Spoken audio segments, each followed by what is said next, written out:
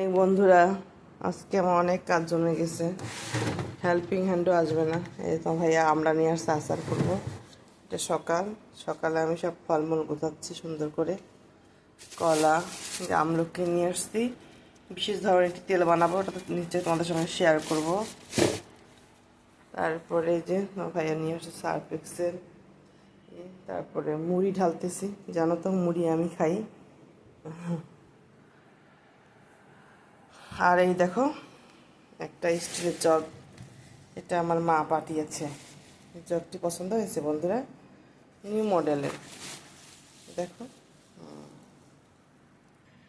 বন্ধুরা, যে তোমার ভাইয়া নাস্তা নিয়ে আসছে। এখন আমি নাস্তাটা রেডি করে সবাই একসঙ্গে খাবো।